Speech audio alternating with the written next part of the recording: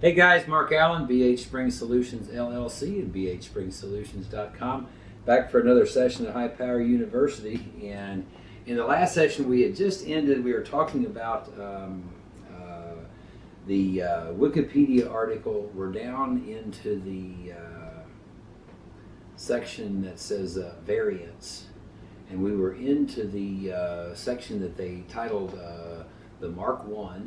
And we had just finished this section where it starts talking about the Mark I and the period of, and then the Mark II.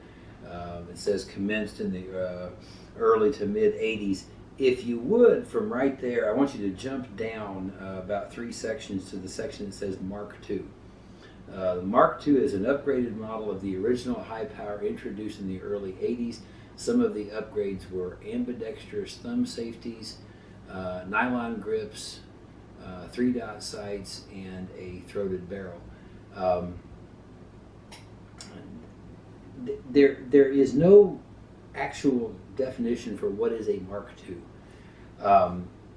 There was a period where inside FN there was always strong resistance to making any changes to the high power pistol.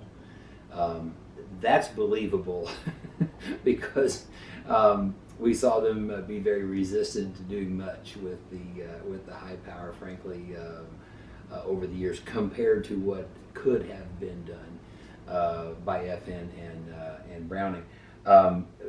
When the early 80s started and they started getting into the mid 80s and then into the later part of the mid to late 80s, FN was having a problem getting contracts with the high power pistol in law enforcement and military venues.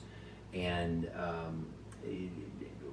we can assume that the challenge that they were having was not so much performance, because the way most law enforcement and military contracts go is there is a certain minimum standard that the entrants must accomplish. They must have a certain reliability factor, no more than a certain number of stoppages per however many thousand rounds they're testing.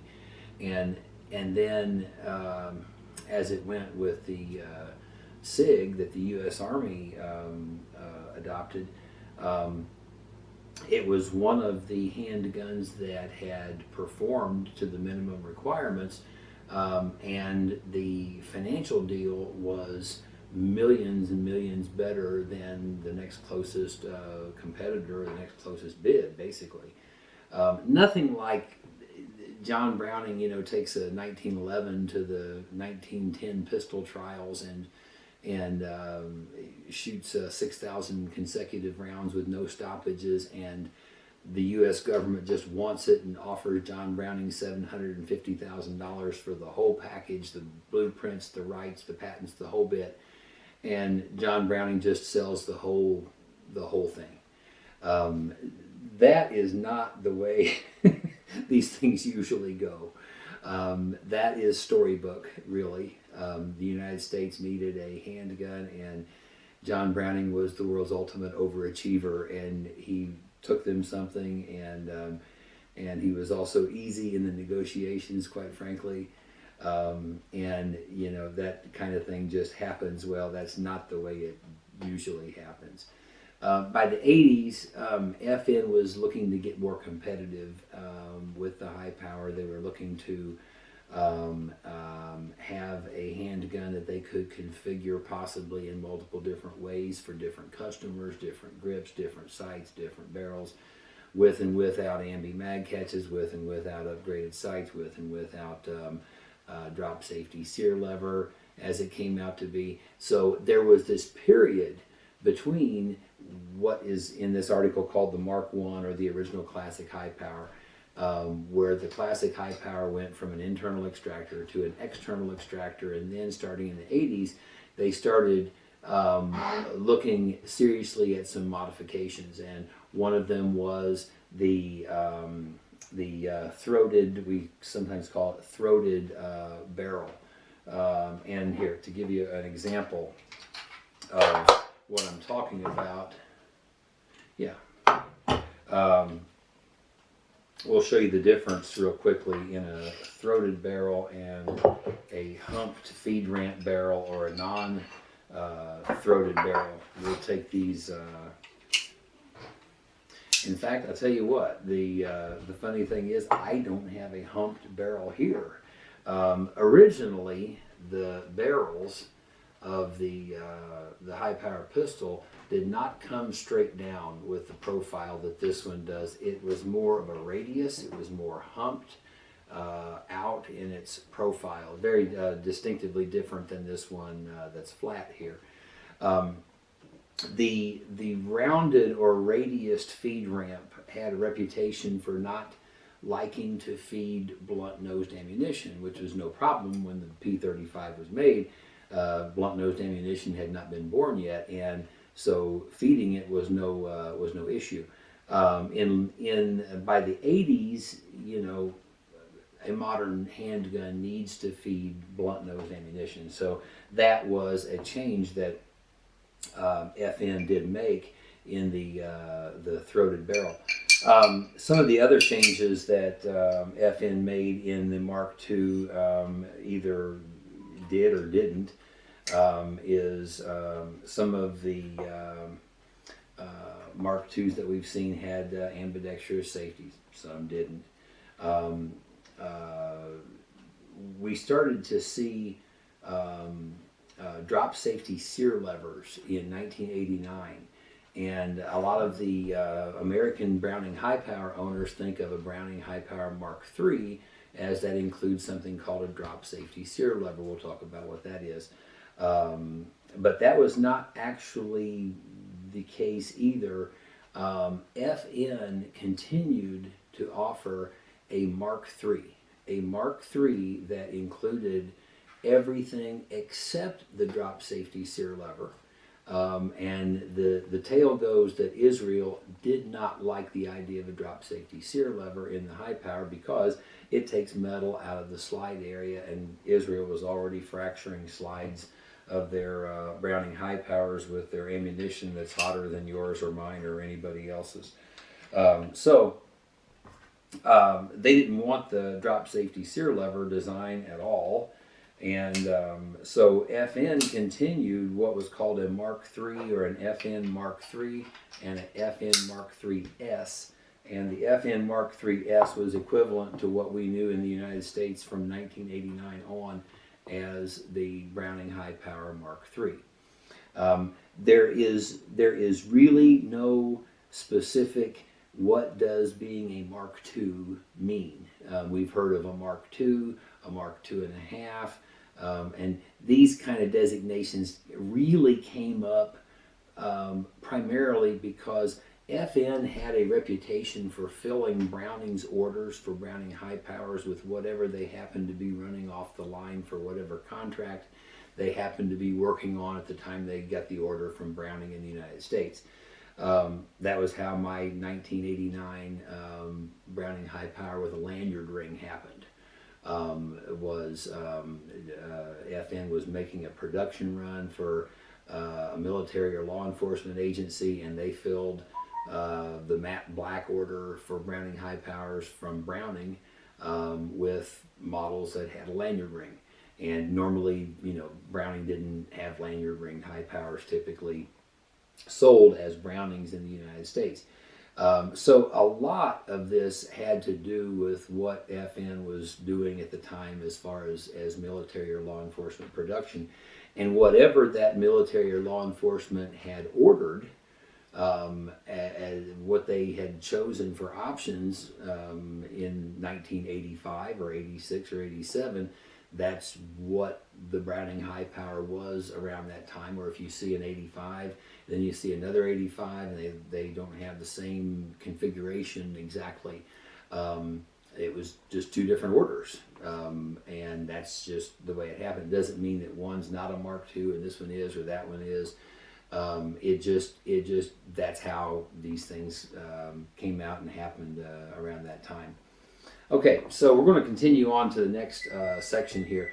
It says the pistol, Browning FN 9mm HP number 2 Mark 1/1 Canadian lightweight pattern. This was a series of experimental aluminum and aluminum alloy framed Browning high power pistols by the Canadian Inglis company that reduced the weight by as much as 25%, 8.5 ounces lighter. And 2 scalloped cuts were made on both sides of the steel slide as well as in front of the rear sight. The reception to this was positive, and so 6 prototype frames were machined from solid aluminum and 2 sent to each of the Canadian, American, and British governments for testing. The Canadian and English governments concluded that sand and dirt caught between the steel slide and the aluminum frame substantially increased wear. Okay. The steel locking block also wore the holes in its aluminum frame. After testing, Inglis cast 29 frames and assembled 21 pistols and tested them, which was met with various problems. The lightweight program was ended in Canada in 1951. In 1952, a U.S. Major General Kessels requested one and took it with him in the Korean War. Okay, that's interesting. We're going to go to the next section. The Mark I lightweight is a very rare variant of the Mark I made with a lightweight alloy frame originally intended for paratroop use. According to Masad Ayub, these were introduced commercially in the 1950s but never caught on. The lightweights are marked only with Fabrique Nationale's roll marks and not Browning's. This would be one of those aluminum high powers from FN. And this is a little bit interesting. One of the things they were talking about there that the Canadians did with their aluminum frame high powers was, and I'm gonna here run to an example here real quickly. We'll take this one. In your high power frame, and we'll see if we can show this right here. You have a frame lug, and it's right here. And what that is that's the place where your barrel cam lug on the bottom of your barrel, meaning right here, that locks in to that frame lug. Like that, and then when the slide comes back and picks up the barrel, then it moves it back forward and up. But that's what basically tilts your barrel down when the slide starts rearward. And you'll notice in your steel frames that frame lug, I always call it the crossbar, but it is not round. It has edges and basically matches this cutout area in the barrel cam lug. Now I'm going to take this aluminum one apart real quickly for comparison purposes and I'm going to show you something that FN did. I'll show you on this one. I'm not sure if this will show up in the camera or not, but in this one the crossbar or the frame lug is round, and upon looking at it closer here and here, what you notice is this is a round pin. This is not, this frame lug in this steel frame, this is a mashed in frame lug or crossbar. It's literally mashed in and then it's polished down where it's flush with the frame. And it obviously intended to be permanent in the frame. Whereas this cross pin or this frame lug in the aluminum ones, this is a pin, a round pin that was just pounded into the frame. This is proven to be a more sensible design for the aluminum frame pistols. However, there are aluminum framed FN high powers that have shown up in the United States. Apparently FN did a couple contracts, Austria's border guards and Belgium's law enforcement agency somewhere. had some of these, and these aluminum framed high powers like this one, and they are truly lightweight. Have come into the U.S. as surplus pistols mostly, and some of the ones that have come into the United States, they are an aluminum frame, but they have this same kind of mashed in frame lug. You'll notice also on the barrels, the original barrels that come with the aluminum framed pistols, this area right here is round. It's not blocky like that. The round version, we believe, is probably more resistant to the fracture reputation that some of the older Browning high power barrels have had, where this barrel cam lug meets the chamber of the barrel. So in the FNs, there were two different designs for some of the aluminum frames that they made, and the later designs was this pounded in round pin. We see this pounded in round pin show up again later on in the FN BDA9, which was a Leon Hubert design. Leon Hubert, being an FN designer for 35 years, that also designed the SFS system, your Mark III drop safety sear lever. He was the designer of that too, and many other high power advancements and modifications. So wanted to just mention that about the aluminum frames. Apparently, as time went on, the engineers or designers at FN decided that this pounded in round pin in the aluminum frames was a good thing. So far, in our experience with the aluminum frame high powers, we did encounter one in our service center that was unable to be made functional. It was it just had some sort of warpage with the frame. I've only seen that once, but we've seen a lot of aluminum frame high powers now through our service center. Personally, I like them. The ones that have come into the United States, they seem to be very, very serviceable. Like I say, with the exception of the one there.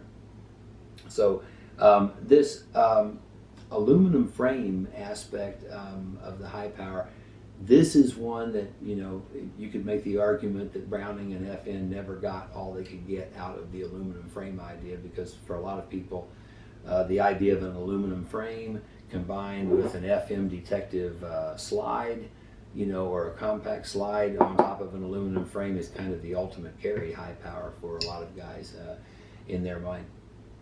Next time we're going to start with the Mark III, and we'll call it the Mark III and the Mark IIIs, and that's where we'll be getting started in our next session. Thanks for watching. I'm Mark Allen, VIII Spring Solutions LLC, and VIIISpringSolutions.com.